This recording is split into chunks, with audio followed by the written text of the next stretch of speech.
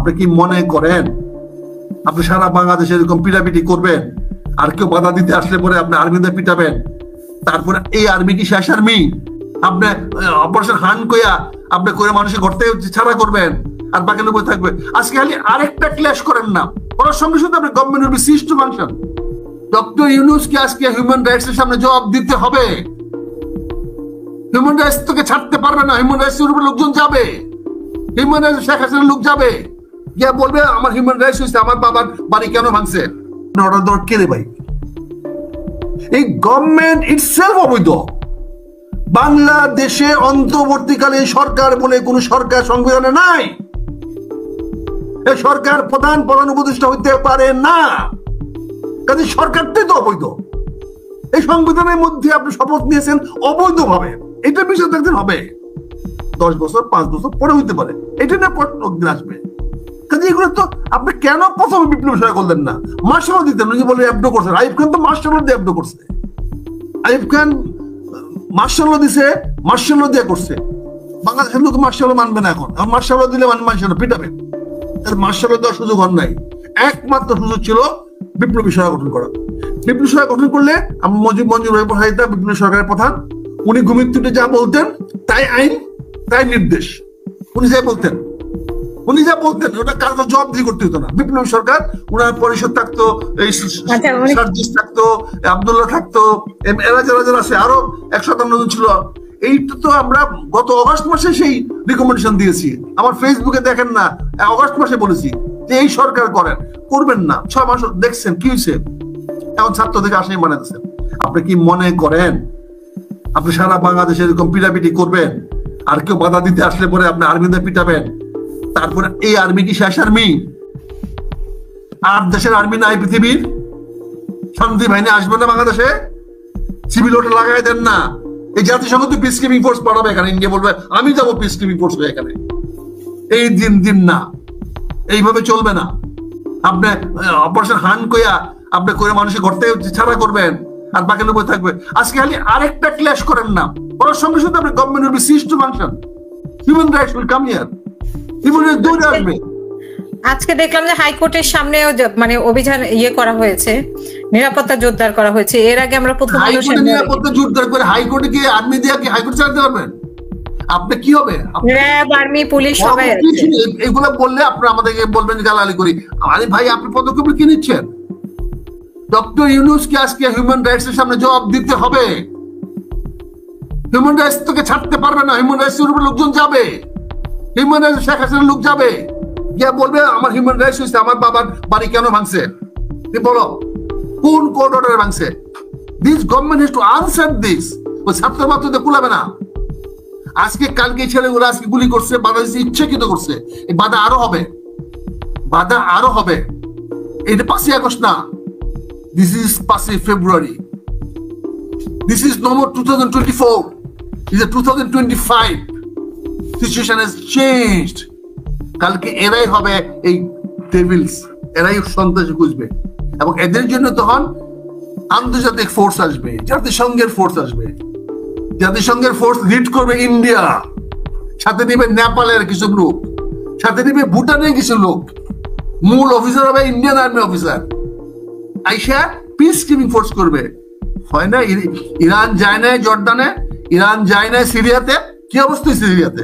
Iran army সিরিয়াতে যায় নাই, এখন কই গেছে? আজকে আমরা করতেছি না, টার্কিশ আর্মি যায় নাই জর্ডানে, ওখানে হেল্প করতে যায় নাই, বাড়ি খেয়ে আসছে না, গাজার থেকে আসছে না। আমার বাংলাদেশে কোথায় নিয়ে যাচ্ছেন আপনারা? এই পোলাপা দেখে মাথা তুললে হবে? এরা এখন মব করতেছে, মারা ফেলতেছে, করতেছে। এরকম তো আমরা দেখছি ভাই, আমরা তো 71 সালের পরেও দেখছি, বাংলাদেশ স্বাধীন হওয়ার পরেও দেখছি তো এরকম মুক্তিযোদ্ধার নামে কি করছে। ফলে তো শেখ মুজিবুর রহমানকে বলতেছে লাল ঘোড়া দাবড়াইছিল। লাল ঘোড়া কি এমনি দাবড়াইছিল? লাল ঘোড়া তো এবার আবার দাবড়াবে কেউ না কেউ। আমরা দেখছি তো কত শত শত লোকে ফাঁসি হয়েছে এক রাত্রে। এই অভিজ্ঞতা আমাদের দেখা আছে না? এখন শুরু হয়েছে। আজকে পাঠাইছেন আমার যে সৈনিক আছে, এই সৈনিক আওয়ামী লীগ নাই। আপনি বাংলাদেশের 37টা জেনারেলকে আপনি চেক করছেন, 37টা জেনারেল বর্ডার ক্রস করতে পারবে না। 37টা জেনারেল মোবিলাইজ করতে পারবেন আপনার এগেইনস্টে লোক?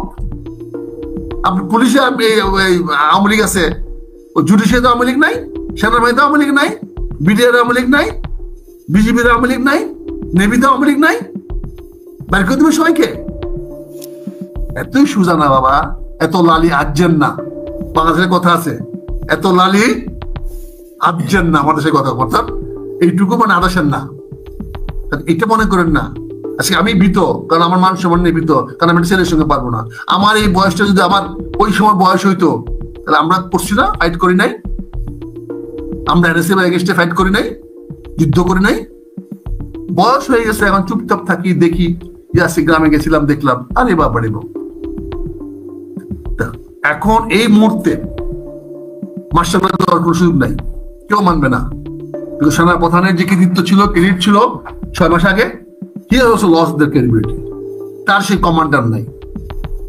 আর্মিতে অফিসাররা নট অর্গানাইজড, সারাদিন রাত তো দেখি আমরা ফেসবুকে, হোয়াটসঅ্যাপে যদি দেখেন, আর্মি গ্রুপে কিছু হোয়াটসঅ্যাপ আছে, উফ, দেখলে বুঝবেন যে আর্মিতে কি হচ্ছে। এটা is become more political party then itself. একটা জেনারেল গালারি করতেছে, লেফটেন্যান্ট জেনারেল, অমুক জেনারেল। আপনি যদি দেখেন আর্মির, আমাদের দুঃখ লাগে আর্মি অফিসারদের এই সমস্ত পারফরমেন্স দেখে, নিজের কষ্ট লাগে। কিন্তু আপনি যদি দেখেন এগুলোতে কি হারে গালারি করতেছে, এটার মধ্যে জওয়ানদের মধ্যে কি রিফ্লেক্ট হবে না? বন্দুক তো অফিসের হাতে না, বন্দুকটা হলো জওয়ানের হাতে। এই মার্শাল ডিউটি করে ছেলে দেখে নষ্ট করতেছেন, তারা থাকে তামসা দেখে, কিছু করতে দেন না। এই আর্মিটা না প্রথম আলো অফিসের সামনে দাঁড় করে দিচ্ছেন। এই আর্মি অফেন্ডেড ফিল করছে না? এই আর্মির আত্মশ্লাঘা লাগছে না যে তাকে আপনি প্রথম আলোকে প্রোটেকশন দেওয়ার জন্য আর্মি পাঠাইছেন? তো general has already lost his credibility. New general has to come, new change has to come. So there are many reforms দরকার। বদিউল আলমে রিফর্ম দিয়ে ইলেকশন হবে না, বদিউল আলমের কথা কি ইলেকশন করতে যাবে না। দেখেন, সবচেয়ে মজার জিনিস হলো, ইনারা এত আলোচনা করলেন, এত 1-1.5 মাস সময় নিলেন, 2 মাস সময় নিলেন। বাংলাদেশে যে অনেক অভিজ্ঞ সংসদ সদস্য আছে, যারা 2 টার্ম, 3 টার্ম, 4 টার্ম, 5 টার্ম এমপিগিরি করছে। অনেক সাবেক বিচারক আছে যারা বাড়িতে বসে আছে, অনেক সাবেক ব্যুরোক্রেট আছে বসে আছে, যারা আসবে না। ডাকছেন কাউকে? There are so many blooded professor আছে, ডাকছেন কাউকে? আপনি বসে রয়েছেন, কতগুলো অ্যাক্টিভিস্টরা গিয়া, পোলাপান গিয়া আপনাকে ধরা দিয়েছেন কাগজ, আপনি এটা নিয়ে নাচতেছেন। এতই সোজা সংস্কার করবেন? আপনি 400 আসনে ইলেকশন করতে সুপারিশ করছেন, কোন রাজনৈতিক দলটা সেটা মানবে? কতগুলো খুচরা দল, যার 400 সদস্যই নাই দলের মধ্যে। 400 নমিনেশন দেওয়ার দূরের কথা, তার 400 সদস্যই নাই। এরকম দল তো হইতেছে, দল তো আছে। এই দলগুলো বলবে হ্যাঁ 400 আসন বাড়াও, কারণ তাহলে আরেকটা টিকিট দাম বাড়াইতে পারবে। এত সোজা না। আপনি মহিলাদেরকে ডাইরেক্ট ইলেকশন করে দিবেন, এত সোজা। আরেকজন তুফাইল আহমেদ সাহেব বলছেন মেম্বাররা চেয়ারম্যান বানাবে। একটা মেম্বার চেয়ারম্যান বানালে একটা মেম্বারটা কত করে টাকা দিবে? মঞ্জুর ভাই, 7 বানাইতে একটা মেম্বার, তারপরে তুফাইল ভাই আমার ওই মেম্বারদের রোজগারে পথ করে দিচ্ছেন। ব্রেন আসে এই বুড়া লোকদের মাথাতে। আলোচনা সংক্ষেপ করি যে ভারতের ব্যাপারে ভারতে বসে উনি বক্তব্য রাখছেন, সেই ব্যাপারে আমি বিনীতভাবে শেষ করতেছি। মঞ্জুর ভাই শেষ করছি, খুব ভালো বলছেন যে 80 বছর বয়স্ক লোকটাকে আমরা সমালোচনা করতে পারি না। উনি আমাদের রেসপেক্টেড পারছেন, ওনার কোনো কিছুকে আমরা ধরতে নিতে পারি না, কিন্তু আমাদেরকে নিতে হবে। আশিফ নজরুল যখন বলে তাহলে এক সময় নষ্ট করবো না, সময় নষ্ট 6 মাস করে ফেলেছে বেটা। 6 মাসে তো পারফরমেন্সটা কি? 6 মাসে বল না কি 6টা কাজ করছো, যে আমি একটু সময় নিয়ে নেবো না। নির্বাচনের কথা বলছেন, আজকে জামাত বলছে ডিসেম্বরের মধ্যে নির্বাচন চাই, যেখানে জামাত বলছে নির্বাচন চাই ডিসেম্বরের মধ্যে, বিএনপি তো বলছে আরো আগে চাই, এও বলছে আগে সংস্কার তারপরে নির্বাচন, বা তারপরে আজকে কি বলছে লাস্টে দেখেন না, এই আধা ঘন্টায় কি বলছে দেখেন না, এই যে আধা ঘন্টা আগে আছে তার কি বলছে দেখেন না, তার কি বলছে। আচ্ছা, যে নির্বাচন শোনেন, কাজে নির্বাচন ডিসেম্বর হোক, জানুয়ারি ফেব্রুয়ারি নিজেও দিতে হবে, তারপরে সেটা ডিক্লেয়ার করে দেন। আপনি জাপান অ্যাম্বাসেডারের কাছে জাপানের এক ইন্টারভিউ দিয়ে করলেন কেন ডিসেম্বরের মধ্যে নির্বাচন দিবেন? হতাশা ব্যক্ত করছেন কেন? এতে তো আরো খারাপ হয়ে যাচ্ছে। এবং ছাত্র জনতার মধ্যে একটা সম্প্রীতি হয়েছিল, এবং ছাত্র জনতার মধ্যে একটা সংঘাত লাগাই দিচ্ছেন, সংঘাত তৈরি হয়ে যাবে। কারণ একটা মনে রেখেন, আওয়ামী লীগ তো একদম মানে আত্মীয় স্বজন শূন্য না, আওয়ামী লীগ বাই ইটসেলফ না। আওয়ামী লীগের লোক তো আত্মীয় স্বজন বন্ধু বান্ধব আপন জীব বেঁধেছে মেয়ে বেঁধেছে এই আছে, তাদের ছাত্ররা তো বিএনপির মধ্যে আছে। হ্যাঁ, তাদের ছেলেরা তো মাদ্রাসায় পড়ে, তারাও তো মাদ্রাসা পড়াইছে, তাদের নামও তো মাদ্রাসা আছে, তাদের তো হাজার ছেলেরা মাদ্রাসা পড়ে। এসে আপনার কিনা মন্ত্রী কিনা এই মন্ত্রী বললেন যে মন্ত্রী ছিল মোজাম্মেল হক, গাজীপুরের মন্ত্রী, হ্যাঁ মুজাম্মেল কয়টা মাদ্রাসা পড়াইছে দেখেন না?